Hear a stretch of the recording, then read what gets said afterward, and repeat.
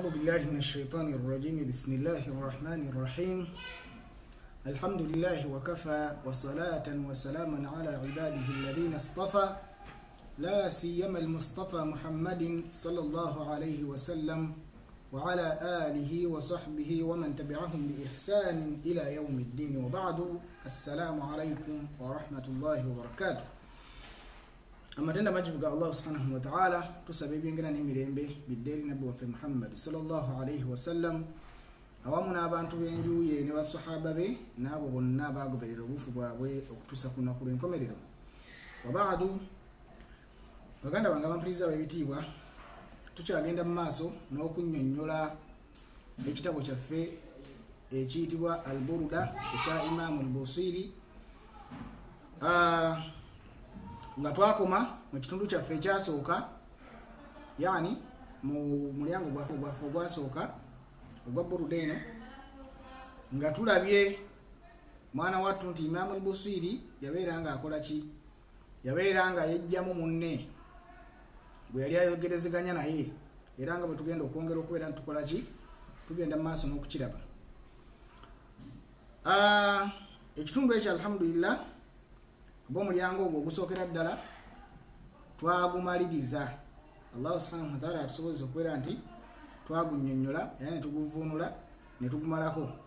era nga ku mulundi guno tugenda kubeera nga tugenda direct mu maaso n'omulyango gwaffe ogwokubiri mu Burda eya Imam Al-Busiri, nga twakoma ewagamba nti munnaffe Imam Al-Busiri gwe yejjamu eyali akulukusa amaziga olw'omukwano ate nga akikweka paka Imam Al-Busiri yamukazaakaza oba munne owookubiri bwe yamukazaakaza n'abeera nga akola ki? N'abeera nga ayatula ekituufu ekimukaabya. Twakoma nga akoze eki? Ng'ebintu abyatudde n'agamba nti inni ittahamtu nasiha shaybi fi adhlin wa shaybu ab'adu fi nusqin ani tuhami, nti okubuulirira kwa buli muntu yenna kwakola ki? Kwamulemerera okubeera nti akugoberera era n'abeera nga yeesamba okubuulirira okwo, hatta n'atuuka n'okwesamba oba n'agaana okugoberera okubuulirirwa kwaki? Okubuulirirwa kw'envi, ate nga mwana wattu tuba twetegereza envi ye mubuulirizi atasaanidde kubeera nti alimbisibwa oba agaanibwa okubeera nti agobererwa. Era nga wano ekitundu ekyokubiri wekitandikira wennyini, nti wamala okwogera ebigambo ebyo, munne ono owookubiri mwenna gwe mumanyi obulungi abagoberera amubuuza n'amugamba naye nga ki ekikutuusa ku mbeera eyo? Oba mpuliriza bulungi, munne owookubiri amubuuza n'amugamba naye nga kiki ekikutuusa ku mbeera eyo? Amwanukula bw'ati ng'atandika ekitundu ekyokubiri mu Burda eya Imam Busiri. Yamugamba nti fa inna ammarati bisuu'i matta'azat min jahliha binadhiri shaybi wal harami, ensonga entuusizza ku ekyo ekyokubeera nti sikyawuliriza babuulize baŋŋamba ku nsonga eno endiko entawaanya nga naye gwe mukwano,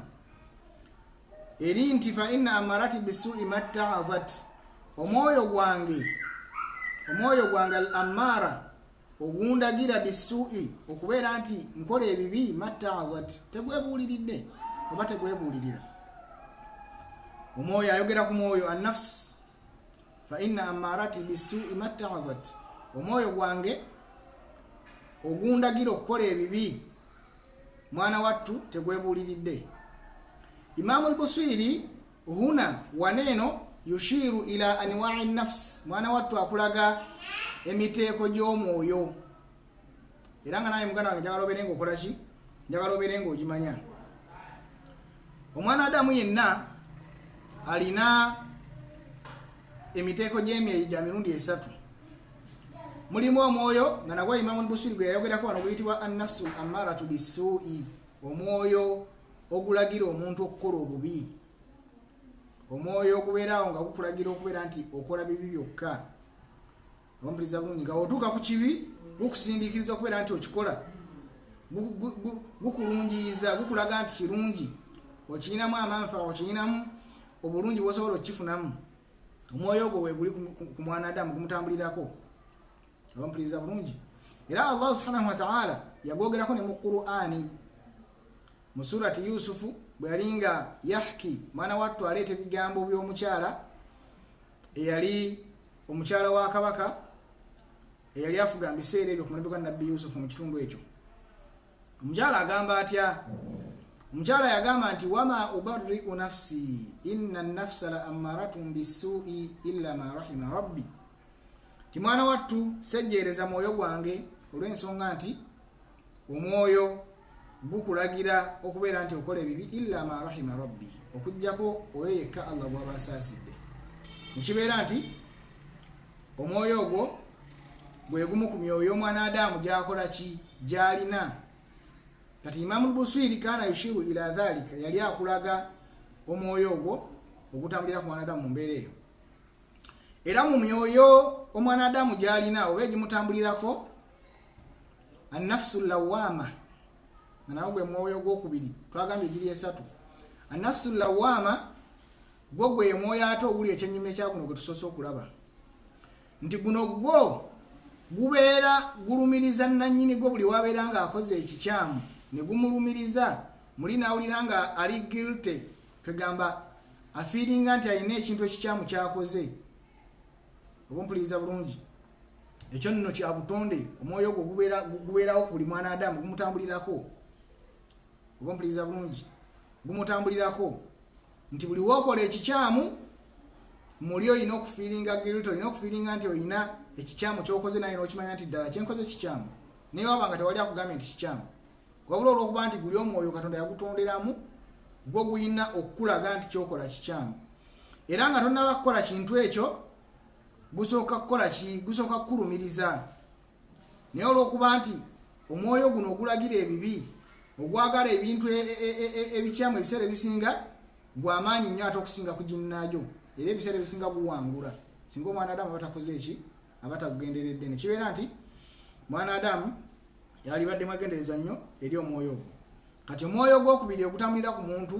gwe guyitibwa allawama ogwokulumiriza singa oba olina ekikyamu kyogenda okukola oba ekikyamu kyonna kyokoze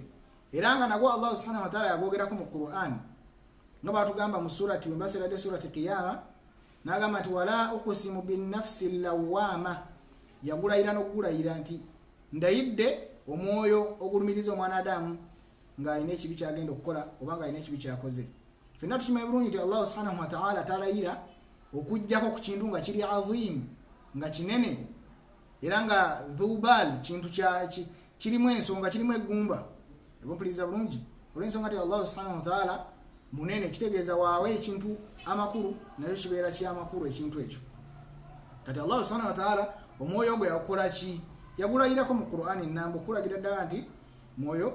gw'amaanyi nnyo era ddala ddala gutambula n'omwana Adamu era omwana Adamu yali guwadde nnyo ebiseera obeera nga olina ekikyamu kyogenda okukola omwoyo gwe ne gukujjira mwana tubeera nga oguwuliriza olw'ensonga nti gwo taluumuka mwana tugukunenya obanga olina ekikyamu kyogenda okukola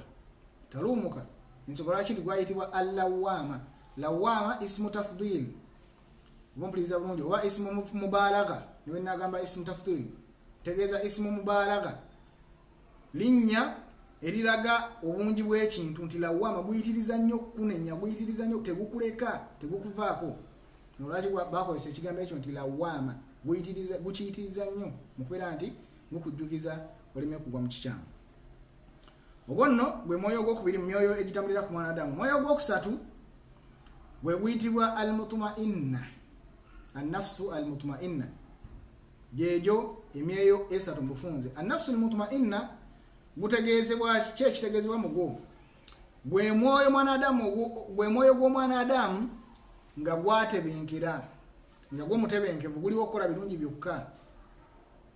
guliwo okukola birungi byokka gwatuuka gwatebenkera era nga tegwagalirirako ddala bikyamu tegwagalirirako ddala bikyamu wakallama atajidu naye nga mwana wattu kitini nnyo okugusanga omwoyo ogwo obumpuliriza bulungi olw'ensonga nti abantu abasinga kad mallakathum hadhihi annafsi al-ula nti abantu abasinga obungi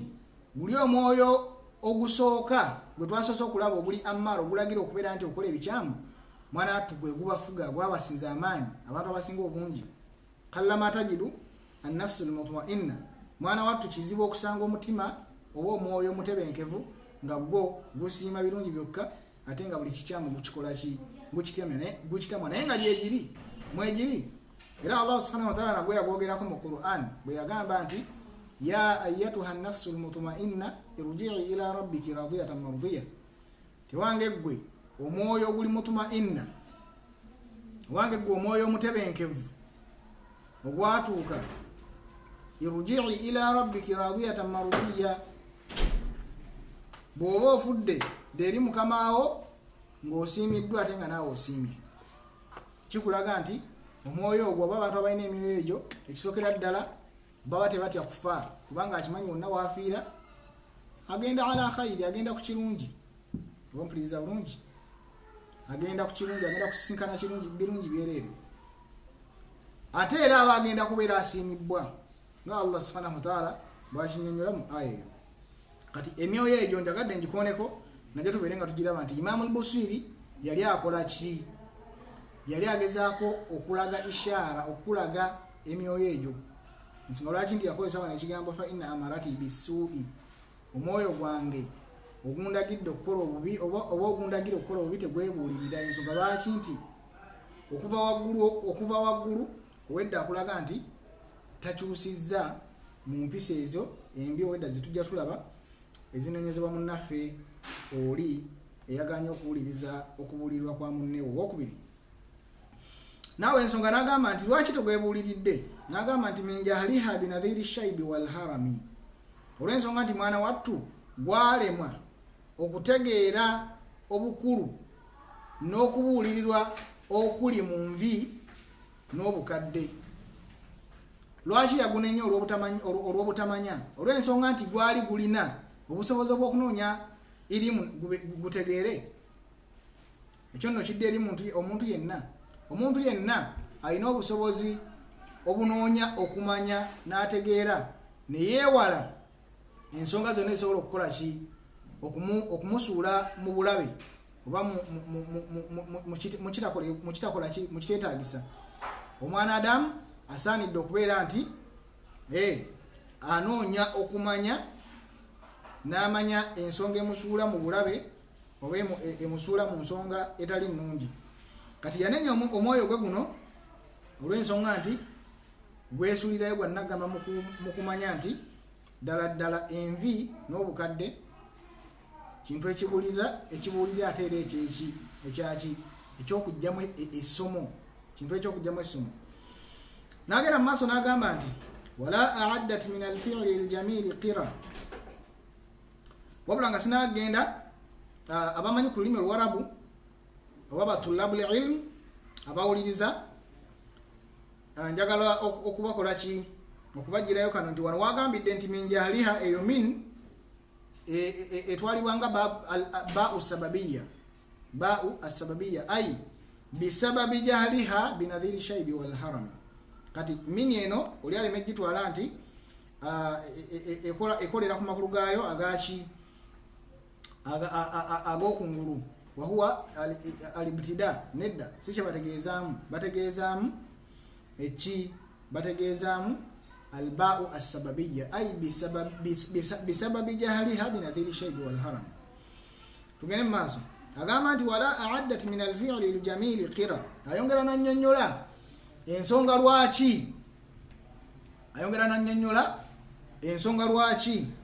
omwoyo gwe guli tegwebuuliridde lwaki tawuliriza kubuulirira kw'ababuulirira n'agamba nti wala a'addat min al-fi'li al-jamil qira la a'addat era omwoyo gwange ogwo tegwetegekeddeewo a'addat kiva mu kigambo a'adda ompuliriza bulungi a'adda fi'lu wa fa'ilu a'addat omukozi n'ekikolwa kati a'adda kyekikolwa ate okutegekawo oba okwetegekera kati agamba nti wala a'addat mwana wattu tegwetegekeddeewo kubanga eyo la eyitibwa la nafiya la tegwetegekeddeewo a'addat la a'addat min al-fi'li al-jamil tegulina kyegwekoleddewo min al-fi'li mu bikolwa wa mu mirimu al-jamilu ebirungi ay al-a'mali as-saliha kira kitegeeza entanda oba tugambe obugenyi yeyitibwa kira wala a'addat min al-fi'li al-jamil kira nti tegwetegekeddeewo mu mirimu emirungi ntanda wabula entanda eno agamba nti kira dhaifin alamma bira'si ghayra muhtashimi yafaanaganya okwetegekerawo emirimu emirungi n'entanda gy'otegekera omugenyi oba obugenyi bw'otegekera omugenyi n'agamba nti wala a'addat min al-fi'li al-jamil kira dhaifin yagiyita kira dhaif yafaanaganya okwetegekerawo emirimu emirungi n'akifaanaganya kira dhaif yakifaanaganya omugenyi okutegekera entanda y'omugenyi oba obugenyi bw'omugenyi singa abagenda kujja. Lwaki yamuyita omugenyi? Lwaki yagamba kira dhaif? Lwaki yamuyita omugenyi? Mugenyi kyera gwayogerako adhaifu huna, omugenyi gwayogerako wano ayogera ku nvi n'obukadde, nti omwoyo gwange tegutegekedde omugenyi oyo agenda okujja ssaawa yonna oba olwedda ze tegumutegekeddeewo bugenyi bwagenda kusangawo. Naye singa gwali gwetegekera nga gukyali n'amaanyi, gukyali muvubuka, obukadde tebunakujja naye tezinnaba kujja, mwana wattu gwali badde olwaleero guli ku mbeera ennungi etaliyo giguliko. N'agamba nti qira dhaifin alamma bira'si ghayra muhtashimi. Kati yannyonnyola mugenyi kigwategeeza nti dhaif omugenyi oyo alamma ay ahalla, yani atuuseewo oba nzijidde bira'si mu mutwe gwange ghayra muhtashimi, nga talina nsonyi, teyerya ntama. Lwaki amutenze n'ekitende ekyo ekyokubeera nti ghayra muhtashimi, talina nsonyi, teyerya ntama? Olw'ensonga nti mu mpisa z'omugenyi kwe kubeera nti alina ensonyi. Falamma kaana, naye bwe kyabeera nti envi ze we zijja ziba zizze tezerya ntama, yazitena n'ekitende ekyo okubeera nti tezirina nsonyi. Kubanga omugenyi waaligambye nti waabazze munnange alina okweyisa obulungi, alina okukola ki, naye zino envi ze we ziba zizze teziriiko ebyo, ziyiika buyisi, ate tolina kyogenda zikolera. Olwaki yazitena n'ekitende ekyo nti ghayra muhtashim, yani ghayra mustahin, tezirina nsonyi wadde. Mpuliriza bulungi. Nekibeera nti bw'abanga teyategekerawo mugenyi oyo kyagenda kusangawo mu mirimu emirungi, mwana wattu zimusanze era ensonga lwaki akola ki, abonaabona mu ngeri eyo gyali mu kubonaabonamu. Wahuna, naye nga wano kyenjagala twongere okutegeeramu nti okubeera nti yafaanaganya oba yayita envi n'obukadde ekyamuleeta okuziyita omugenyi, envi n'obukadde ekyamuleetera okubiyita omugenyi,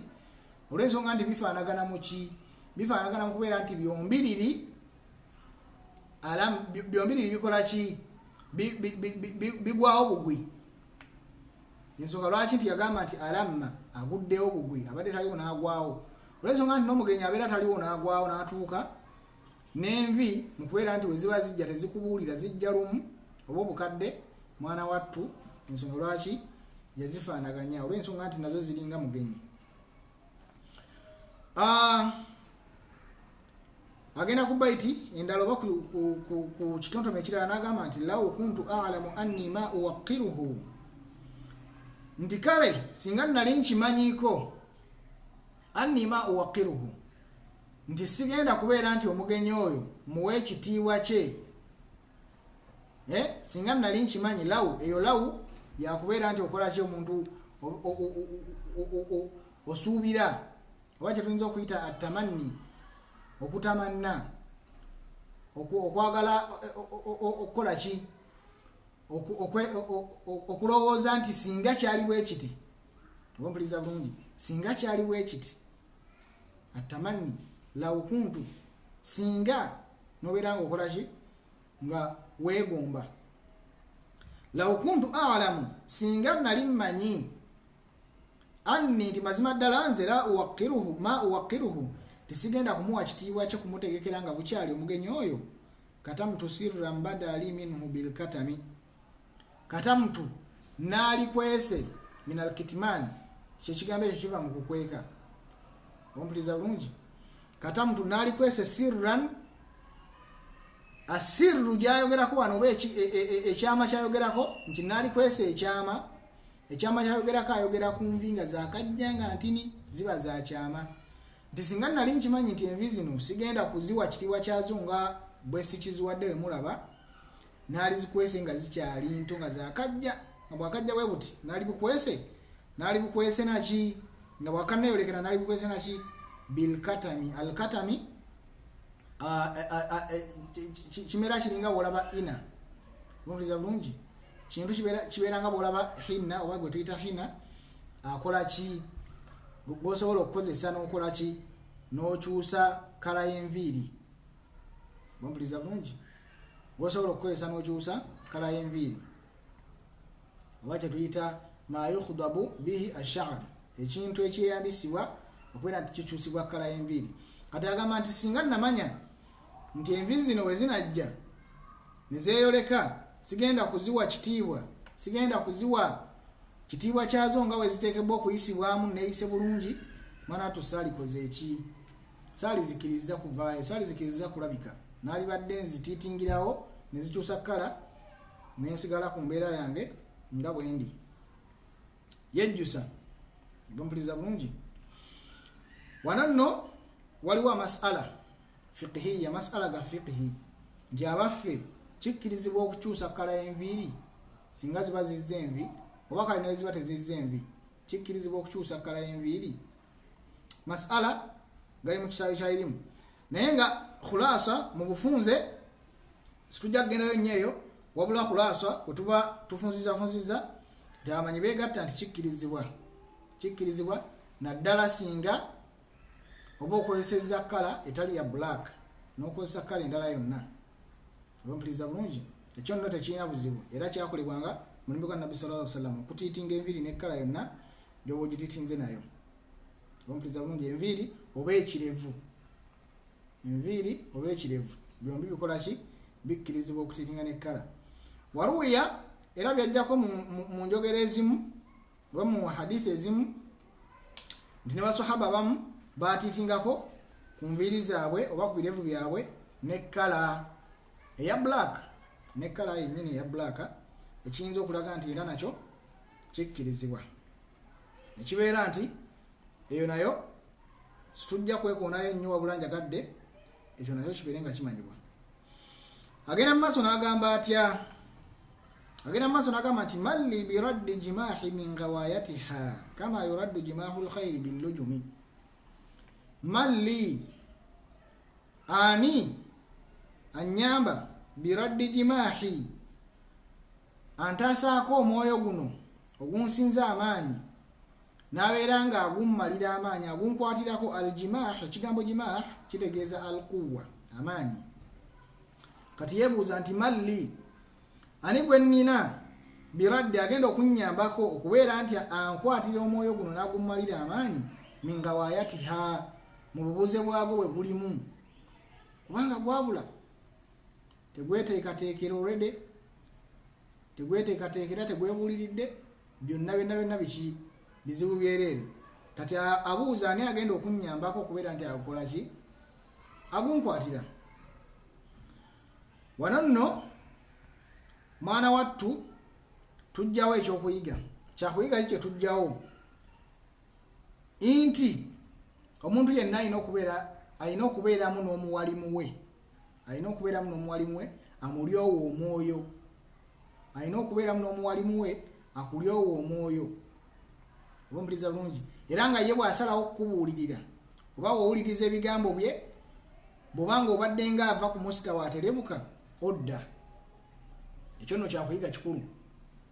obampuliriza bulungi era nga asadatu suufiya bakama baffe abasuufi ekyo bakitegeera nnyo ensonga lwaki nti bo bassaawo ekiyitibwa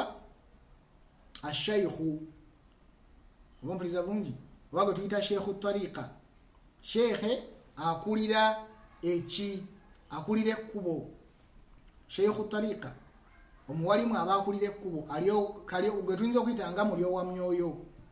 wa myoyo yabalaga bano abagoberezi oba abaana abakyali abayizi abato yababalaga ki kye balina okukola balina kukwata batya ensonga ebbanga lekimala nga engeri gyababuliramu ekwatagana naki ekwatagana bilkitaabi wa sunna ekwatagana ne Qur'an ne sunna era nga Nabbi sallallahu alaihi wasallam kyeyakolanga eri basahaba be yabaleranga n'abalyowa emyoyo n'ababuulirira farabbahum n'abeeranga abalera ompuliriza bulungi era buli muyizi yenna owa erimu nga toyinaamu sheekhe wo ng'ogamba nti ono ye sheekhe wange mwana wattu obeera mu khusirani obeera mu kufaafaaganibwa kati munnaffe ono mwana wattu abuuza ani agenda okunnyamba okunkwatira omwoyo gwange guno agummalira amaanyi kubanga nze gunsusseeko kama yuraddu jimaahul khayri billujumi n'afaanaganya okumala omwoyo gw'amaanyi n'agamba nti nga bw'olaba yuraddu bwe kuddiza amaanyi bwe gamalibwa jimaahul khayri nga bw'olaba amaanyi g'endogoyi bwe gabeera nga gagimalibwa billujumi n'ebyuma bye bagifumita mu kamwa kaayo neggwa amaanyi endogoyi omuntu yenna obanga ogimanyi oba bye tuyinza okuyita nga embalaasi waliwo ebyuma byagisiba bwe bati mukama bati ompuliriza bulungi bagisiba bwe bati mukama ebigimala amaanyi nebeera nga tekyasobola kukola ki tekyasobola kubeera nti eraluka ompuliriza bulungi bye biyitibwa allujumi wallujumu jamu lijamu ekigambo lujumu jamu oba puluro y'ekigambo lijamu abayizi ba erimu abagoberera kati Imam al-Busiri yafaanaganya okumala amaanyi embalaasi oba endogoyi n'ebyuma ebyo nga naye kyayagala kibeere nga kimukolebwa ku mwoyo gwe wabeewajja abeere nga agumala amaanyi n'embeera emu oba endala gubeere nga kukola ki gubeere nga guddamu gutereera bwe yabeera ng'ayogera ebigambo ebyo munnewe yamuddamu munnewe yamwanukula n'amugamba naye nze ndaba nga amagezi tegajja kukola okubeera nti oyagala omuntu ajja amala omwoyo gw'amaanyi ekyo tekigenda kukola ompuliriza bulungi tekigenda kukola wabula omwoyo gubeera ng'oguwa kyegwagala then we gunaakifuna kujja kutebenkera kubanga omuntu yenna baba nga alina kyanoonya nga kyekimutawaanya gwe kimuwe bw'akifuna agenda kutebenkera kati munnaffe ono owookubiri yagamba munne n'amugamba nti oyagala muntu atereeza mwoyo gwo si wakiri nti ye nze ndaba nga amagezi tegagenda kukola gwe kyoba okola kiri kimu omwoyo gwo gwagala kiki ekigutawaanya nti kino beera nga ogukiwa gujja kubeera nga gutereera munne ge magezi ge yamuwa ono amuddamu n'amugamba nti mu bayiti yaffe ey'okumin'omusanvu fala tarum bilmaasi kasira shahwatiha fala tarum bilmaasi kasira shahwatiha munnange nno ekyoyogera si kituufu lwaki fala tarum togezaako okusuubira ekigambo tarum kitegeeza taruju togezaako okusuubira oba tosuubira bilmaasi ti mwana wattu amaasi oba ebyonoono oba okwonoona kasira nti ogenda kumenyawo okwagala kwagwo tulowooza nti omutima gwo ogenda kugujja kukwagala amaaso ago oba ebyonoono oba ebintu ebibi mu ngeri eriwa mu ngeri ey'okugwa kyegwagala nti tugambe nti omwoyo gwagala bikyamu nti kenguwa ebikyamu oba kenguwa ebyonoono ebyo kasita naguyiwa gujja kubikkuta gutebenkere bw'obanga obazaako ako kafu n'aleeta obujulizi bwe ku nsonga eyo n'agamba nti inna taama yuqawwi shahwata nahimi olw'ensonga nti mwana wattu emmere nga bw'ogiraba yuqawwi shahwata nahimi ate mwana wattu we tugyetegereza eyongera bwongezi muntu agyagala bwagazi bwayo ompuliriza bulungi omuntu ng'oyagala emmere oli awo enjala ekuluma buli woolya emmere bw'oti n'ogirya ate weeyongera kugyagala tosobola kugamba nti njiridde kiwedde n'enkyo ojja kukola ki n'enkya bujja kukyanga oyagala okulya ne luli obukyenga oyagala okulya ne luli bw'oti tosobola kukeera nkya n'okola ki n'ogamba nti si kyayagala kati ono kyagezaako mugamba ti gwe ojja kulowooza nti wonaakwata omwoyo gwo oba omwoyo gwange bwe naagukwata n'enguwa kyegwagala mbulunya kubanga maze amaanyi bwera gujja kutemekera si bwe kiri bwe naagukiwa gujja sigala gukyagala gwagala ngongere bwe gutyo kitegeeza ekyo tekijja kukola era amagezi gompadde sola gatwala era nayongera nannyonnyola mpozi wano abayizi ba irimu ekigambo annahimi tugambye nti kitegeeza omuntu ayagala emmere agiri mbwetaavu annahimi omuntu ali mbwetaavu bw'emmere oba obwokulya ng'agyagala nnyo kati agamba nti wannafsu mu baiti yaffe eyo18 wannafsu katifuli intuhmilhu shabba ala nayongera nanywezaawo ensonga yena yagamba nti era mwana wattu annafsu omutima guno oba omwoyo katifuli gulinga mwana muto intuhmilhu bw'oguleka n'oguwa buli kyegwagala ng'ogulese bulesi gukole kyegwagala shabba ala omwana oyo bw'omuleka n'omuleka bulesi awere ng'akola buli kyayagala omwana omuto shabba ala akulanga hubbi radai akulanga ayagala atuuka okukula n'abeera nga akulidde ddala naye ng'akyayagala okuyonka akyali ku mabeere ate wa intuftimuhu yanfatimi bw'ogezaako ate w'osalawo mwana wattu omulaga ekituufu ekyokukola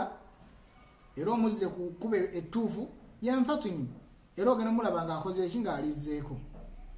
kati shabbaha huna yakola tashbihi yafaanaganya omwana omuto n'omwoyo ti omwana omuto ebbanga lyamalanga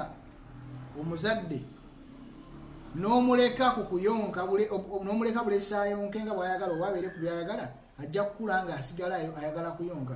ensonga lwaki nti omwana omuto okumujja ku mabeere bamujjako nampaka bamukaka bukasi basigako kamulali biki n'ebiri mu kategore eyo bampuliriza bulungi olw'ensonga nti w'omuleka n'otamujjako lwampaka asigala akulanga ekyo kyayagala n'atuuka nga mukulu naye ng'akyalowooleza mu mabeere kati era gwe mwoyo nti buli woguleka nagwo gwegazaanye gweyagale mwana wattu bwe gutyo gugenda bugenzi gutyo muwawa tegusobola gwe okwebuulirira naye kasi tosalawo gubuulirire mwana wattu ate mwana tegukola tegulina buzibu era guddaku ekyo kyokoze eki kyogutaddeko taban kisobola okubeeramu obuzibu naye era gumala ne gukola ki gumala ne gutereera kati agamba mu baiti yaffe eyo18 nti fasrif hawaha wa hadhiri an tuwalliyahu kale n'olwekyo beera ng'ogezaako isrif teeka ebbali hawaha obwagazi bw'omwoyo gwogwo wa hadhiri an tuwalliyahu era hadhiri weewale nnyo an tuwalliyahu oguleka gubeere nga gukola kyegwagala gukufuga alwilaya kitegeeza obufuzi kati hadhiri antuwalia weewale nnyo okubeera nti oguleka kukufuge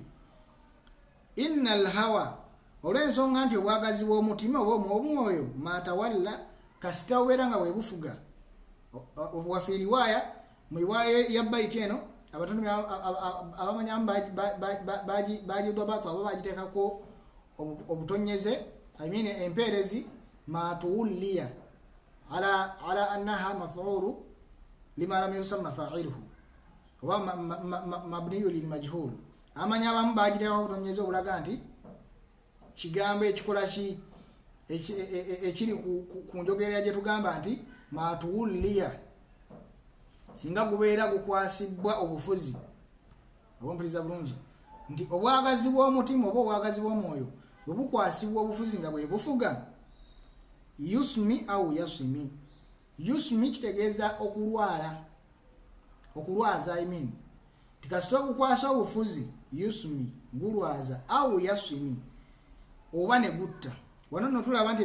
ebigambo byombi bifaanaganyiza ennukuta naye ate byawukana ku ki byawukana ku mpeerezi byonna ennukuta zaabwe ya uswadi mim naye ekisooka kiri yusmi bidammilya wa sukuni swadi wa kasri lmimi ate ekyokubiri yasimi bifathilya wa kasri lbaqi nti ekisooka kiriko dhamma yusmi ate ekyokubiri kiriko yasmi amakulu ne gakyuka ate ekyo nga kingi mu lulimi olwarabu empeerezi yokka okukyuka kikyusa amakulu gonna kisobola okukyusa amakulu gonna naye bibanga ebigambo ennukuta zezimu naye empeerezi zino oba obutonyeze kasita bukyuka makulu gaba gakyusita maamani mpulidde bulungi kati agamba nti singa okwata obwagazi bw'omwoyo gwo oba obw'omutima gwo n'obuleka nga webukufuga bwebutakulwaza bukutta yani busobola okukulwaza oba okukutta. So kati n'olwekyo hadhir yagambye dda hadhir weewale nnyo antuwaliyahu okuleka obwagazi obwo nga bubeere nga bwebukufuga oba omutima gwo gubeere nga bwekukufuga. Wano nno Imam al-Busiri ayogera ku kitibwa hawa nafsi, okwagala kwaki, okwagala kw'omutima. Mwana wattu okwagala kw'omutima kyekintu ekyasinze okubeera ekyobulabe eri omwana Adamu, okwagala kw'omutima gwe hawa. Era Allah subhanahu wa ta'ala yakivumirira nnyo mu Qur'an, yakivumirira nnyo hatta okumanya yakivumirira yatuuka n'okiyita ilahan yu'bad min duni, katonda asinzibwa mu kifo kye Allah subhanahu wa ta'ala. Yatuuka n'okiyita katonda asinzibwa mu kifo kye nga bwe tukiraba mu surati al-Jathiyah. Allah bagamba nti afara'aita man ittakhadha ilahahu hawahu, nti abaffe temulaba oyo alladhi ittakhadha ilahahu hawahu, afuula katonda we gwagondera oba gwagoberera amateeka ge nga hawahu, kwagala kwa mutima gwe. Bangi abo, bantu bangi tubamanyi nga ye agamba nti nze nkola kyenjagala, nkola kinsanyusa, tafuddeeyo kyakola kinyiza Allah oba nedda, kyakola kinyiza abantu abalala oba nedda, kyakola kirungi oba kibi, tafuddeeyo. Yagamba nze nkola kinsanyusa, yani omwoyo gwe yutawi'uhu, mwana wattu agugondera nga bwe kyetaagisa. Naye omugamba okugondera Allah, mwana wattu ogenda omulaba nga ate akola ki, yashmaizu anafsuhu, omwoyo gwe ogenda okulanga kukola ki, nga guwulira muli embeera etali nnungi era nga gutamwa ekintu ekyo. Nekibeera nti hawa nafsi, okwagala kw'omwoyo oba okw'omutima, nsonga mbi nnyo tusaanidde okubeera nti tugyewala. Era omuntu asaanidde okubeera nti bw'abanga alina kyonna kyakola oba nga alina kyayogera, yegendereza nnyo okwagala kw'omutima gwe, olw'ensonga nti kusobola omukola ki, kusobola omukozesa ekintu ekikyamu. Bantu bangi betuwulidde nga boogera oba nga bakola ebintu ebikyamu, naye ng'ekibibakozesa kwagala kwa mutima, just kugoberera kwagala kwa mutima gwe nakugusiimisa, n'akola ekintu ekikyamu oba n'abeera nga akola ki, n'abeera nga ayogera ebigambo ebitajja. Kati Imam al-Busiri ayogera ku kiyitibwa hawa nafsi, yayogera ku kiyitibwa hawa nafsi, okwagala kw'omwoyo, era n'akulaga nti tokulekera space, tokulekera kifo kyonna kubeera nti gukutuula mu mutima, kwegendereze nnyo, tokulekera kwegazaanya kubeera nti kwekufuga, olw'ensonga nti ojja kusanga obuzibu bw'amaanyi. Era mu bintu ebimu ebyasinze okuleeta obuzibu mu ddiini kwe kubeera nti abantu abamu bakulembeza hawa, bakulembeza okwagala kw'omutima gwabwe. Mpuliriza bulungi, oli nakulembeza okwagala kw'omutima gwe ku nsonga yonna. Ekyo nno nga tekiri ku muntu ono oba oli, wabula buli muntu yenna asobola okubeera nti akigwamu, era asaanidde okubeera nti akyewala era nga akyegendereza nnyo. Imam al-Busiri yayolesa nnyo mu kitundu kye kino ekyokubiri oba mu mulyango guno ogwokubiri ogwa burudaye, yayolesa nnyo erimu yo okumanya kwe ku ilmu nafsi, mu kiyitibwa ilmu nafsi. Ilmu nafsi kitegeeza erimu ey'omwoyo, erimu ey'omwoyo. Kati Imam al-Busiri yayolesa nnyo okumanya kwe ku bikwatagana ku mwoyo, mwana wattu mu kitundu kye kino. Era ndooza okuva ye twatandikidde mumuwulira nti ayogera ki, ayogera nnyo ku mwoyo, ayogera nnyo ku mwoyo n'okukulaga nti olina okuguwaaza, olina okuguteeka ku minzaani ogupimeepime wenkanyenkanye, toguleka kugwayo, toguleka kubeera nti gukufuga mbeera yonna, olina okugutambulirako ogufuge. Naye ng'era akyatunyonnyola era akyatulaga butya bw'olina okukwatamu omwoyo. N'agamba nti bayite eyabiri, waraiha, gubeereko gutambulireko gulunde. Ar-riaya kitegeeza okulunda, waraiha gezaako gulunda. Wahiya newe gubanga fil a'mali sa'ima, nga guli mu kukola mirimu mirungi. Wahiya fil a'mali sa'ima, wano yafaanaganya emirimo emirungi n'agifaanaganya, yafaananya omwoyo ensolo zetulunda nga walaba embuzi oba endiga oba ente. ate emirimu emirungi nagifaanaganya ki nagifaanaganya ettale ensolo kwezigenda nezirya kati gwe nakufaanaganya gwe omuntu nakufaanaganya omulaala alunda ente ezo n'agamba nti waraiha beera nga ogulunda gubeereko wahiya fil amali saima naye gubeera nga guli mu mirimu emirungi guli mu kweyagala guli mu kulya guli mu kubeera nti gukola gwakufaanaganyiza omulaalo n'agamba raiha gulunde emirimu emirungi al amali n'agifaanaganya ettale n'abeera nga ate gwe omwoyo agufaanaganya ente ezo eziri mu kulundibwa n'agamba nti saima bwe guba nga guli mu kukola ki mu kulya oba mu kulundibwa gubeereko toguleka kwegazaanya abaffe ngubeereko naye gubeera mu mirimu emirungi ye lwaki yagamba ogubeereko naye gubeera mu mirimu emirungi omwoyo guno olw'ensonga nti omwoyo naye gubeera ku mirimu emirungi gusobola okukoleramu ezambi mu mirimu emirungi mwennyini gusobola okukoleramu ezambi bal gusobola okukoleramu shiriki ezambi eryasinza okubeera omunene erinene alala itlaq omuliza bulungi naye gubeera nga guli mirimu emirungi omwoyo gwennyini gusobola okukoleramu ebikyamu gusobola okukoleramu shiriki obwononefu okugeza nga ki okugeza nga riya okweraga oba asuma kabampulire kabampane omuntu nojja n'osaddaaka mu kusaddaaka fi haali sadaka mu mbeera nga osaddaaka n'ogendereramu kabandabe paddeyo kingi kebangulumize shiriki kugattako allah newakubadde nti shiriki al asghar shiriki omutini takola ki la yukhrij min al milla tajja muntu mu ddiini naye nga abashiriki era nabbi sallallahu alayhi wasallam yabeera nga annyonnyola shiriki omutini kyeki n'agamba nti shiriki omutini arriya kwe kweraga kabandabe kabampane oyo shiriki omutini lwaki abeera shiriki olw'ensonga nti omwana adamu mu kifo ky'okuwaayo lillah ye yetadde mu kifo ky'okubeera nti yayagala abeere nga asiimibwa mu kifo ky'okubeera nti awaddeyo lillah awaddeyo ku lwa allah n'asalawo ya mahmada okusimba obuyinja buddeeri ye abanga eyegasse ku allah subhanahu wa ta'ala kati omwoyo naye gubeera nga guli mu kukola mulimu mulungi gukyasobola okukoleramu ekikyamu omuntu asobola okubeera mu swala ali mu swala naye ng'alowooza ku bintu birala nnyo tebina bimugasiza la fi dunya wala fi akhira temugasa ku nsi wadde ku akhira naye ng'ali mu swala munda wahakadha wakisa ala dhalika okonno koba opimira ebirala byonna ebisigadde nekibeera nti imaamu agezaako okukulaga nti okumanya omwoyo gwa bulabe nnyo era olina okugubeerako mu mbeera zonna nti newe gubeera nga guli mu kukola mirimu mirungi toguleka bulesi nti gubeere omwo nedda wabula gubeereko olw'ensonga nti gukisobola okukola ki gusobola namu mwennyini okufuniramu hadhi okufuniramu ka chance ne guyisaawo ensonga yaagwo enkyamu n'agamba nti wa in hiya stahlat almar'a fala tusimi era nga bwe tunnyonnyodde nti wa in hiya naye gubeera nga gwe omwoyo istahlat gutebenkedde almar'a mu nnimiro oba mu ttale twagambye nti omutontomi wano imamu buswiri yafaanaganya emirimu emirungi n'agifaanaganya ettale nti ekweziriira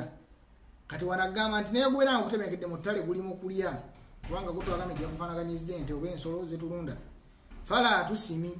agamba nti fala taturukuha toguleka gubeereko toguleka kwegazaanya nti gubeereeyo gugira gulya gubeereeyo nedda toguleka bulesi gubeereko era nga botasobola kuteeka nte mu ttale nozireka bulesi nga era bwoziteekako omulaalo azirunda azibeereko ati n'omwoyo gugoti bwobeeranga ogubeerako n'agenda ku baiti yaffe eyabirimu emu n'agamba nti kam hassanat ladhatan lilmar'i qatilatan tigwojja kulowooza nti bwe gubeera nga guli mu mirimu mirungi tegusobola kuyisaawo kintu kikyamu bwe gubeera nga guli mu kukola mirimu mirungi awo tegusobola kuyisizaawo kantu kakyamu n'akugamba atya kam hassanat ladhatan lilmar'i qatilatan naye weerabidde nti bingi bye tulabye oba bangi bye tulabye nga hassanat ladhatan nga ekintu kisobola obeera nga kiwoomerera ompulira bulungi ekintu nga kiwoomerera lilmar'i ekintu ekyo ne kiwoomera omuntu omu oba omulala qaatila naye nga ate mwana wattu mu kyo mulimu akatta mulimu akatwa oba mpuliriza bulungi bingi bye tulabye kam hassanat bingi bye tulabye ng'ekintu kisobola obeera nga kiwoomerera era ne kibeera nga omuntu akirya omwobo mulala awulira kiwooma kirungi nnyo naye nga ate mu kyomunda mwennyini mulimu akatwa katira nga katta min haithu lam yadiri anna summa fi ddasami ng'ono omuntu alya ye takitegedde nti asumma fi ddasami nti mu muzigo gwali mu kuwoomera omwana wattu mulimu akatwa. Wano nno tumulaba yakozesa asumma omuzigo, yakozesa muzigo yakozesa akatwa mu muzigo addasimi gwe muzigo, asummu ke katwa. Kati yakozesa akatwa nga kali mu muzigo. Lwaki yakozesa ako? Olw'ensonga nti omuzigo gwe kyekintu ekyasinza okubikka ekintu kyonna kyokitaddemu, ng'ogudda waggulu waakyo guti kyo ne kidda wansi. Kati olwoba nti omuzigo ogukweka nnyo nti mugwo musobola okubeeramu akatwa naye nga gwe tokalaba, keekwese munda n'ogulya n'oguwoomera kumwe mugwo mwennyini mwe muli akatwa. Kati n'omwoyo gwe gutyo osobola okuguteeka mirimu emirungi, guli mu kukola, oli mu mirimu emirungi, oli mu swalayo, oli mu kusadda, oli mu kuwaayo n'oguleka n'oguta, kumbe tokimanyi nti mu ekyo kyennyini kye gukola mwana wattu mwe gugenda oyisaawo akatwa, mwe gugenda oyisaawo liri okweraga n'ebiri mu kategori eyo. Kale beera nga oguwerako, toguwa lwazi, toguwa mwaganya gonna. N'agamba nti wakhsha dasaisa min ju'in wa min shaba'in farubba makhmasatin sharrun min at-tukhami. N'agamba nti wakhsha dasaisa, era tya nnyo addasaisa, ebintu ebibuzaabuza. Addasaisa batulabuli ilmu abagoberera jamu dasiisa, eyo pluro y'ekigambo dasiisa, sinjula yakyo eri dasiisa, pluro yakyo dasais, nga bingi. Tiweewale nnyo oba tya nnyo addasaisa, ebintu ebibuzaabuza naye nga byekwese. Addasaisa kitegeeza oba dasiisa kyekintu ekibuzaabuza naye nga kyekwese, kiri wansi tekirabika, kyekwese kiri muli munda, kiri khafiya. Kompliza bulungi. Tiwakhsha dasaisa min ju'in wa min shaba'in, nti tya nnyo era okubuzaabuza okuyinza okuyitira min ju'in nga kuyitira mu njala, wa min shaba'in oba mu mukkuto, nti omwoyo guno okumanya muzibu nnyo era gusobola oyisaawo ensonga yaagwo nga guyitidde mu njala oba nga guyitidde mu ki, oba nga guyitidde mu mukkuto. Byombiriri ebyo, enjala oba omukkuto, olina obyegendereza. Farubba makhmasatin sharrun min at-tukhami, nti omwana Adamu bw'abeera nga muyala nnyo, bwe twegendereza, omwana Adamu bw'abeera nga muyala nnyo aba talina maanyi gakola ki, aba talina maanyi gabeera nti ayimirizaawo ibadaati. Era ensonga lwaki nti omwana Adamu alya emmere liyatakawa ala al-ibada, asobole okubeera nti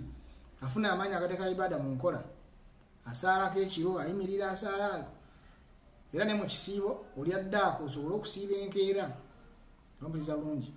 Kati omwana Adamu bw'abeera nga muyala aba tasobola kukola ki, kuyimirizaawo mirimu gya ddiini. Kati Imaamu akugamba nti weegendereze oyibwa omwoyo guno bwe guyisa mu njala oba mu mukkuto. Amma mu njala tukirabye butya eguyitamu, nti omuntu bw'abeera muyala takola ki, tasobola kubeera nti ateeka ibadaati mu nkola. Olw'obunafu bw'abeera munafu, hatta enjala weekulumenya eyinza n'otutuuka ekiseera nga tokyategeera, obongo tebukyali mu muddu. Era ensonga lwaki nti abantu abasinga bagamba ate nga kyeboogera kituufu nti byonna bikole naye teweerabira kukola ki, teweerabira kulya. Sawa oli mu nnaku oba oli mu ssanyu oba ki, teweerabira kukola ki, teweerabira kulya. Kati tulabye butya omwoyo guyinza oyisaawo akantu kaagwo akakyamu nga guyitira mu njala. Nti kasita obeera nga omuntu oli muyala oba tasobola kuyimirizaawo mirimu mirungi, swala, zaka, biki biki, olw'ensonga nti obwongo oba tebuteredde, enjala ebyokutawaanya. Ate minshaba, ate mukkuto w'omwoyo guyisizaawo gutya ensonga yaagwo, era gusobola ogiyisizaawo omuntu singa olya nnyo n'okola ki, n'obimbiira. Singa olya nnyo n'otumbiira, otuuka ekiseera nga tukyasobola kuyimirizaawo ibadaati, mirimu mirungi. Lwaki? Olw'ensonga nti omukkuto guba okusinza amaanyi. Era ekyo tukiraba nnyo mu ki, mu mwezi gwa Ramadaani wano ng'abantu ng'abasiraamu basiibulukuka. Tujja kusangamu abasiraamu abamu nga bw'aba asiibulukuka alya kufiirawo, n'alya buli kamu. buli kika kya mmere ayagala akiriyeko na buli kika kya fruit ayagala akoleki ayagala akiriyeko. Esola ya tarawih egenda okutuukawo bw'okuyingirawo mwana wattu nga yakooyedde ayaganga yidde ali wali agudde mu ddiiro olaba omukkuto egumulemesa kati ekyo wano wabanga ali abatakirowoozaako kumbe gwe omwoyo guyisaawo ki guyisaawo ensonga yaago era olugira guti mugenda okugira ti nga ali mutulo yeebase genda okugira ti nga ali mutulo yeebase olwo gubeera gumaze omuwangula kati imaamu akulabula agamba gwegendereze era gumanya okuyisaawo addasiisa ensonga yagwe ebuzaabuza naye nga yeekwese gumanye giyisiza mu njalo oba mu mukkuto. Naye n'akugamba nti farubba makhmasatin sharru min at-tukhami, naye ate enjala eno yo giteekeko ennyo essira. Omukkuto kalekaleko naye ate ye enjala giteekeko ennyo essira olw'ensonga nti rubba walyesanga nga makhmasatin enjala esukkulumye. Ekigambo makhmasa kitegeeza enjala esukkulumye eyiseewo. Tifarubba makhmasa walyesanga nga enjala eno esukkulumye sharru min at-tukhami, ng'ate yo mbi n'okusinga at-tukhama. At-tukhama gwe mukkuto era nagwo ogusukkulumye. Nti ate ye enjala giseeko nnyo essira nti yo oyinza okusanga nga ate yo mbi nnyo n'okusinga omukkuto. Lwaki? Olw'ensonga nti gwe omukkuto naye gubeera nga mungi gusobola okukulekeramu akakola ki akategeera, naye ate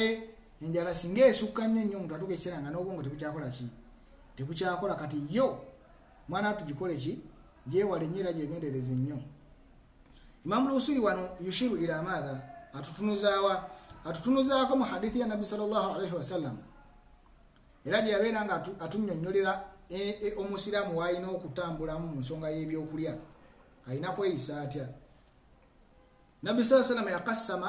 olubuto lw'omuntu ila thalathati aqsam, yakwata olubuto lw'omuntu n'alutemamu emiteeko 3 oba ebifo 3 n'agamba nti fathuluthu li ta'amihi, ekitundu ekimu kibeeremu mmere, wa thuluthu li sharabihi, ekitundu ekyokubiri kibeeremu ebyokunywa, wa thuluthu li tanafusihi, ekitundu ekyokusatu kibeeremu wosiza, kikulekerewo wosiza. Omuliza bulungi. Naye omuntu n'okassamamu olubuto lw'emirundi 2, wano n'ojjuzaawo mmere byakulya, wano n'ojjuzaawo byakulya byakunywa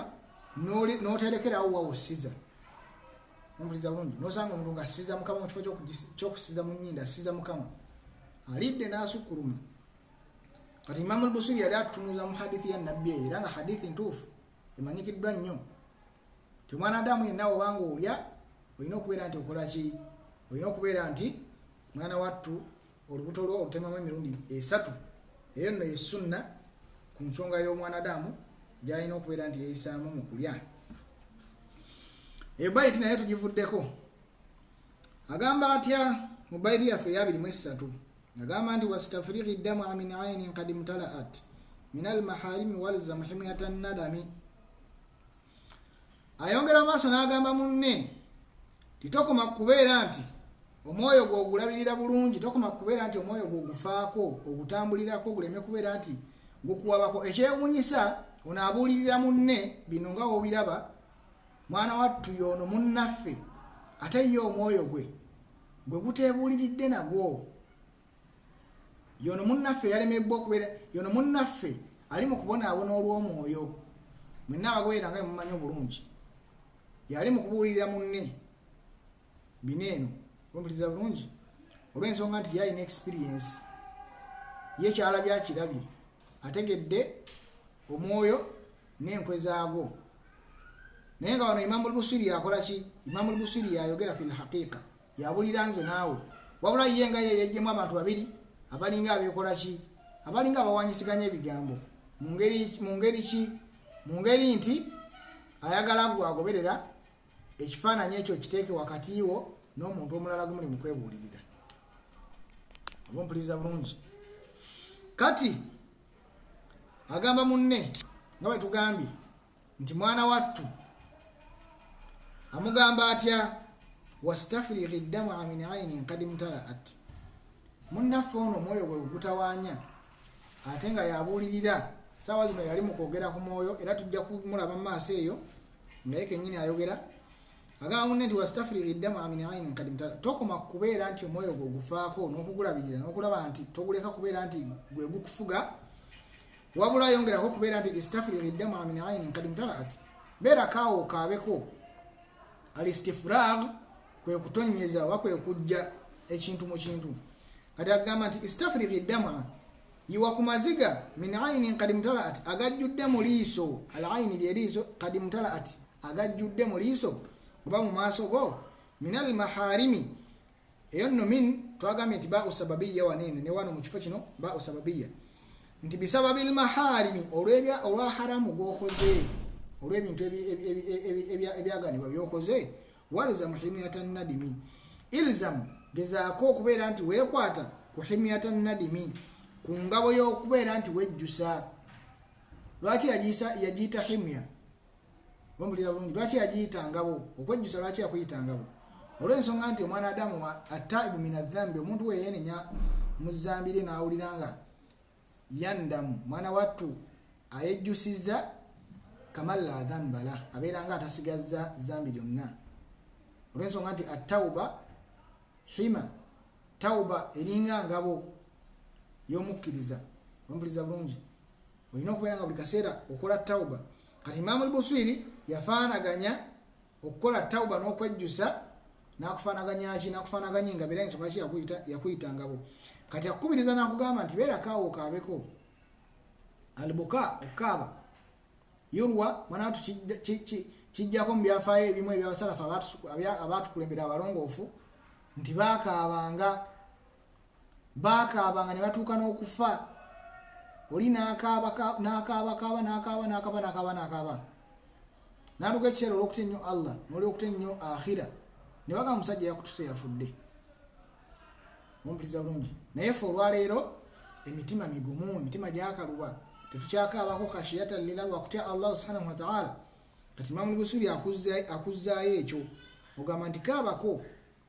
daawo ojjukire ku bisobola okukaabya ku mirimu gya akhira daawo wetegereze ensi weetambula okaabeko walza muhimyatan nadami era weekwate ku kwejjusa byokoze bimala obuliza bulungi amazambi g'olina gakumala okubeera nti okaaba omwaka mulamba nga tosirise naye kaaba mu atilisti omulundi gumu walza muhimyatan wabula ate ko okwejjusa ilzamha kulemereko tokukola ki tokuvaako olw'ensonga tugambye nti okwejjusa y'engabo y'omukkiriza olw'ensonga nti okwejjusa ye tauba kyekiraga sudi ku tauba kyekiraga amazima mu kubeera nti okoze taubayo kiraga nti tauba yo amazima buli wejjusa kwa ekyokoze nomanya nti zambi era nejjusiza kiraga nti okwenenyaako kwa amazima era oli w'amazima mu kwenenyaako khilafan okwawukanako n'omuntu ayinza okwenenya naye nga teyejjusiza mu mutima gwe oyo la shakka tekiri mu kubuusabuusa nti zambi agenda kwangu okuliddako alikolako tauba naye nga tannejjusa agenda kwangu okuliddako olw'ensonga nti alinga atalaba nti kyakoze kikyamu naye ono yejjusa yasabu alaihi rujuu ilaihi mwana tikimukalubira okuliddako newaba akuliddako kisobola okutwala ebbanga ekibeera nti olina okubeera nti okola ki wejjusa oba weekwata nnyo ku kintu ky'okwejjusa mu bintu byokoze ebiri haramu agenda maaso natugamba nti mu baiti yaffe eya 24 wa khalifi nafsa era yongerezaako ku ebyo byengambye waggulu okwawukana ku mwoyo gwo ompuliriza bulungi khalifi nafsa beera ng'oyawukana ku mwoyo gwo wa shaitaana wamu ne shaitaani ompuliriza bulungi beera ng'obyawukanako wa asihima era bijemere ompuliriza bulungi wa khalifi shaitaana wa asihima shaitaani jawukaneko wa khalifi nafsa yawukana ku mwoyo gwo wa shaitaana ne shaitaani wa asihima era obijemere tobigondera amma omwoyo twalabye dda obuzibu bwagwo n'obulabe bwagwo era singa ogugondera kyekivaamu ng'owedda tujja tugwogerako amma shaitan ate yo teyeetaaga kunnyonnyola emanyikiddwa Allah subhanahu wa ta'ala yayogerako dda mu Qur'an natugamba nti innahu lakum aduwwun mubin mulabe wammwe wa lwatu teyeetaaga kumala kunoonyerezaako mulabe wa lwatu olwedde yeeyama n'ayatulako ate n'agamba nti ngenda kubabuza la aghwiyannahum ajma'in bonna ngenda kubabuza kati omulabe walwatu teyetaaga kumala kwewuunya bwati shaitan mulabe wammwe walwatu kale n'olwekyo khalifuhu mwawukaneko mu ebyo byakulagira waswihima era beeranga omwawukanako emini omujemera tomugondera al-isyan kitegeeza okujeema era mwemuva ekigambo al-maasi okujeemu oba ebijeemu n'agamba nti wa inhuma mahadaka nusha fattahimi naye babeeranga balina okubuulirira kwe bakugambye batemerere gamba nti mulimba omulira bulungi amma nushu y'omwoyo okubuulira kw'omwoyo gusobola okulungiriza ekintu ekikyamu nekukulaga nti ekintu ekyo kirungi naye nga kikyamu gutemerere ogambe nti olimba ekimu ne shaitaani sobola okukuba akaama wesiwaasi sobola okukuba akaama nga tokawulira kyekiyitibwa wesiwaasi era kikyogerwako mu surati Nas alladhi yuwaswisu abuzaabuza abantu mu ngeri eyekyama ennyo kekaama ako kasobola okukuba nti mwewale era mujeemere era ittahimuhu beera nga omutemerera nti mulimba bumpiza bulungi wa inhuma mahadaha nusha fattahim tugambye naye babeera babiri omwoyo ne shaitaani naye babeera nga bakoze eki nga bakubuuliridde okubuulirira kwabwe batemerere nti mulimba 25 agamba atya wala tuti' minhuma khasman wala hakama togeza n'obagondera babeera nga bakoze eki bagezezzaako okuwanyisiganya nawe ebigambo al-ikhtisamu okukayana tobagondera naye babeera bakayanyizza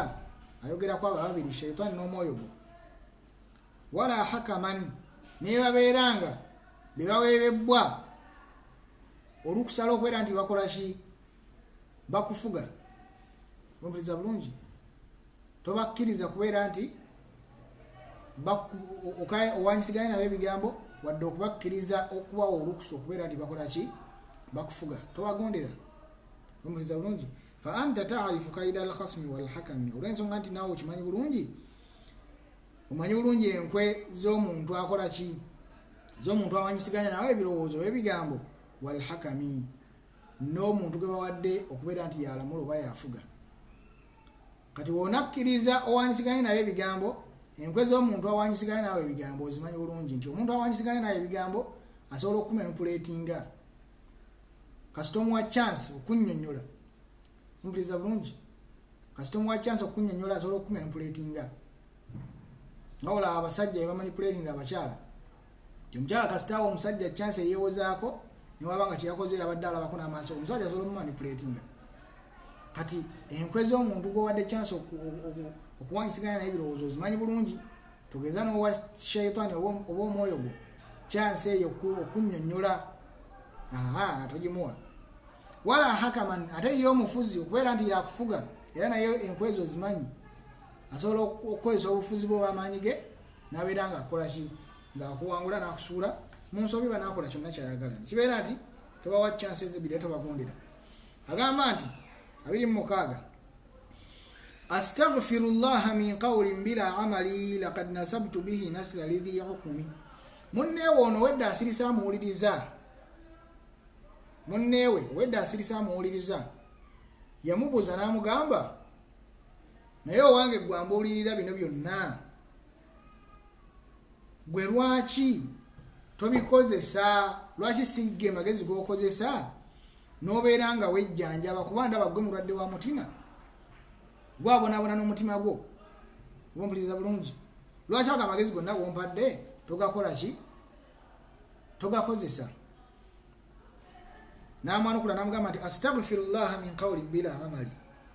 nsaba Allah kwekyansonyiwe okubeera nti njogedde byenjogedde nkozeseza bigambo naye nga amali ebikolwa sikoze ebigambo mbyogedde naye ebikolwa tewali ekyo nenenya Allah ansonyiwe lwaki yenenya Allah kwekyo olw'ensonga nti Allah subhanahu wa ta'ala yakivumirira n'agamba nti ya ayuha alladhina amanu lima taquluna ma la taf'alun abange mwe abakkiriza lwaki mwogerayo mutakola kabura maqtan inda Allahi an taqulu ma la taf'alun kinene nnyo eri Allah okubeera nti mukola ki mwogerayo mutakola ompuliriza bulungi kati ono abuulirira munne nga bwe muwuliridde naye ng'eddagala lyamuwa ate ye kennyini yasooka okubeera nti yemwetaavu gye liri wedda nga bwe tujja tulaba. Wa innama nga bwe nakugambye nti wano Imaamu al-Busiri yaabulirira nze naawe gujjemu ekyokuyiga gwe nga ggwe ye yetemima abantu babiri banaakasha bawanyisiganya ebigambo gwe nga ggwe ampuliriza ojjemu ekyokuyiga. Wa fiihi baraatul istihlaal naye nga byayogera wano birimu okulaga wagyalaga. Awalan twagamba ekisooka kulaga nti agenda kwogera ku mukwano olw'ensonga nti gwayogerako wano. Kyakubiri yakulaga obubi bw'omwoyo n'ebiri mu kategore eyo ompuliriza bulungi. Kyakusatu yakulaga ki? Akulaga otya bw'olina okugulwanyisa. Byonna biri mu kitundu kyaffe kino ekisooka n'ekyokubiri ompuliriza bulungi. Akulaga mu maaso wa gy'alaga era mu maaso gy'alaga tujja kulaba nti mwana wattu lwaki abadde akulembeza ebitundu bino ebibiri ebyogera ku mukwano n'omwoyo n'ebiri mu kategore eyo. Kati tugambye nti munneewe yamubuuza lwaki ombuulirira ebyo byonna ng'ate gwe omwoyo gwe gutawaanya lwaki oyogera ekyo. Bwe yawulira ekyo n'amanya nti ekyo kyakola kikyamu olw'ensonga nti tugambye nti Allah yakivumirira ekyokwogera byotakolerako ate gwe. Kati amugamba nti astaghfirullah min qawlin bila amali, nsaba Allah nsonyiwa okubeera nti njogera ebigambo ate nga sikoze. Laqad nasabtu bihi nasla lidhi hukumi, nti okubeera nti bwente bwenkoze nti mbuuliridde naye nga nze seebuuliridde. Laqad nasabtu bihi nasla lidhi hukumi, mbanga omuntu akoze eki? Mbanga omuntu akwata olulyo nenduwa omuntu atazaala. Ningamba nti oyo mwana wa gundi naye nga gundi tazaala. Kati mu kubeera nti nze neewadde kyessiri mbuulira naye nga nze seebuuliridde, mba ntadde ekintu mu kifo ekitali kyakyo, nkoze omulimu gwe sigwanidde. Ng'era bw'onaakwata n'ogamba nti omwana wa gundi naye nga gundi takola ki? Dhi hukumu, tazaala. Kati agamba nti laqad nasabutu ye nasabu lwe lulyo, naslan oba bihi eno ayi bisababi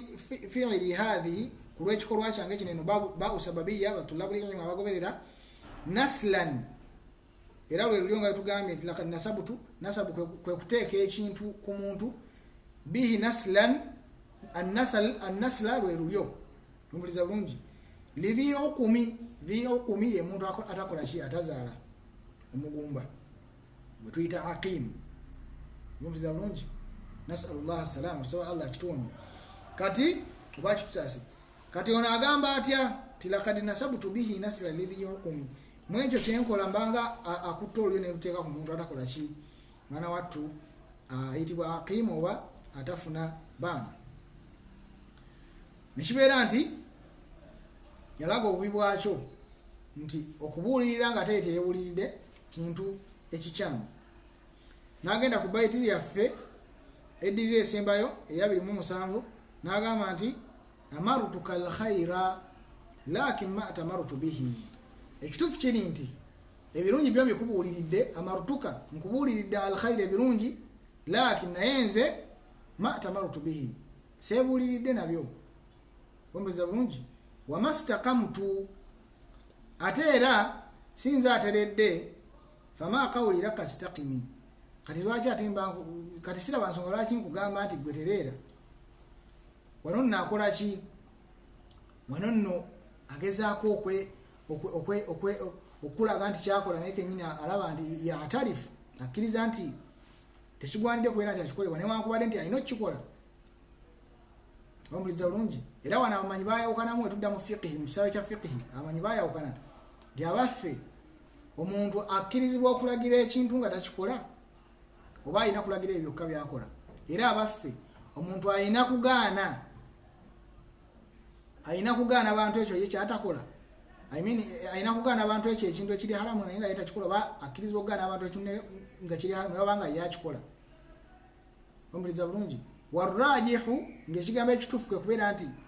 akkirizibwa okubeera nti agaane alagira abantu ebintu nga banga yetabikola kimukakatako. Bumpiza bulungi alina okulagira empisa ennungi ne wabanga yetazikola newakubadde nti ekyo kyakola kiba kikyamu ngera omutonde bwe yatonde banagamba atya nti kaifa ta'muru bil khuluqi wa ta'ti mithlahu I mean kaifa tanha 'anil khuluqi wa ta'ti mithlahu arun 'alayka idha fa'alta 'azim nti butya boyinza okugaana empisa embi ate nga gwe ozikola arun 'alayka mwana wattu kintu kikyamu kintu kibi arun 'alayka kya buswavu gyoli idha fa'alta 'azim obanga okikoze era kinene ompiza bulungi era newankubadde weegute guli nti kiba kibi ku gwe okulagira kyotakola naye nga kikkakatako era okukiragira era wana abamanyi bagamba nti kikakata ku muntu ayenda ku mukyala mulina omukyala gwoyendako kikkakatako okumulagirira okwebikkirira ompuliriza bulungi mukyala omwendako bwenzi naye ate tekikuwa lukusa lwakumulaba nga teyebikkiridde n'omuleka olw'okuba nti okimanyi nti mukola ebikyamu nedda kikkakatako okumulagirira yebikkire lwaki olw'ensonga nti ekibi tetukyongerako ate kibi ompuliriza bulungi ekibi tetukyongerako kibi wabula singa ate tubiwewula n'ebikendeera kyekisinga obulungi wakisa ala dhalika konno kuba opimira ebisigadde ku minzaani eyo gyenkuwadde kati munnaffe akola ki nana wattu yene nyoba yejjusa nabeera nga akola ki nga yeebuuza lwaki ekintu ekyo kikola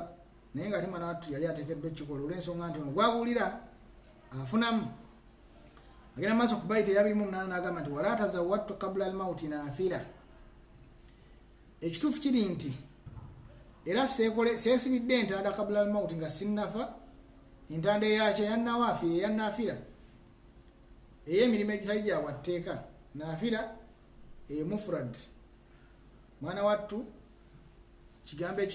ekirisinjula jamu yakyo pululo yakyo eri nawafil yani emirimu egitali gya watteeka kati agamba siina mulimu n'ogumu ogutali gwa watteeka gwenkoze eki gweneesibiridde ate nga mwana wattu tukimanyi bulungi nnyo nti emirimu egitali gya watteeka mwana wattu mirungi nnyo era gikubirizibwa sunna za nabbi sallallahu alaihi wasallam zikubirizibwa newankubadde nti sizatteeka era Allah subhanahu wa ta'ala azikola ki azaagala nnyo naye onakulaga nti ye takoze eki tazikoze walamu musalli siwa fardhin walamu asumi era sirina swala yonna gyensadde nga si yawatteeka wadde okusiiba okutali kwa watteeka eswala nsadde za watteeka zokka n'okusiiba nkozesi kwa watteeka kwokka sirina swala ya sunna gyensadde munnaffe bwate bwakola ki bwagamba naye nga abavunuzi ba buruda abamu bagamba nti wano Imaamu al-Busiri yali akola ekiyitibwa alwajal wajalu kyeki wajalu ye muntu okubeera nga ekintu akikola naye neyefuula nti takikola oba naalaba nti talina kyakozeewo mumbuliza bulungi kati munnaffe ono okuva wano weyagambidde nti munnange sirina mulimo gwenkoze nkulagidde naye nga nze sikola biki bagamba nti ebyo Imaamu al-Busiri yali akola ekiyitibwa wajal era ekintu ekyo ekiyitibwa wajal Allah yakyogerako mu Qur'ani n'agamba nti walladhina ya'tuna ma ataw wa qulubuhum wajilatun annahum ila rabbihim raji'un nabo abakola emirimu gye bakola naye nga emitima gyabwe tegitebenkedde balaba nga tebalina kye bakoze olw'okubeera nti balowooza nti bagenda kudda eri Allah batyayo panga tugenda kutuuka tutya eri mu maaso ga Allah naye nga be bakola emirimu Allah yabogerako mu mbeera ya madiha y'okubawaana kati Imaamu al-Busiri wano yali akola ekyo ekiyitibwa wajal omuntu n'okola omulimo n'obaako emirimu gy'okola naye n'olaba nti tolina kyokoze wa hadha huwa al-matlubu ate nga ekyo ekitundu eri omukkiriza yenna la taghtarri bi'amalik tobeera nga wenyumiriza mirimu gyo n'okubeera nti ogiteekamu essuubi n'olaba nti okozeewo nedda manyi kyo wa Allah ajikiriza oba nedda manyi kyo wa ogitaddemu riyo manyi kyo wa omwoyo guginamu ka hadhi guginamu omugabo wayisaawo kadiriwa wayisaawo kasuma oyagala akabanda be Osoma Qur'an yagala bakulira nti osoma nnyo osoma bulungi eddoboozi osaala oyagala abakulabe nti olwannyo ku sujudi togwajjama biki omanyi kyo jjudde riya na suma kweragana kabandabe na kabampani byonna ebyo olina okubyegendereza tolina kubeera nti odipendingira mulimu eyo gyokoze olina ogirabanga egitalina kyegiri nongwa nti tolina ogikola kati Imam al-Busiri wano yalinga alaga tinewankubadde ebyo abikola naye yalinga akola ekiyitibwa wajal okulaga nti talina kyakoze wa hadha huwa halu salihin era nga tugambye nti embeera y'abalongoofu bo balabanga abanga talina kyakoze kati n'okugamba nti talina mulimo gutali gwa bwateeka talina mulimo gwa sunna gwonna gwe yakola gya bwateeka gyokka nayo kiraga nti yali ku wajal ng'abamanyambe bakivunga nti yali ku wajal yali mu kulaga nti talina mulimu gwakoze naye nga ate mwana yali agikola kubanga la yustabad tekijjambo ng'okubeera nti omuntu ng'oyo ebbanga lyonna abaddewo nga takola mulimu gwonna gutali gwa bateeka ng'akola gya bateeka gyokka tekijjambo ngo ekiraga nti kino kyeyali akola kisobola okuba nga kyali wajal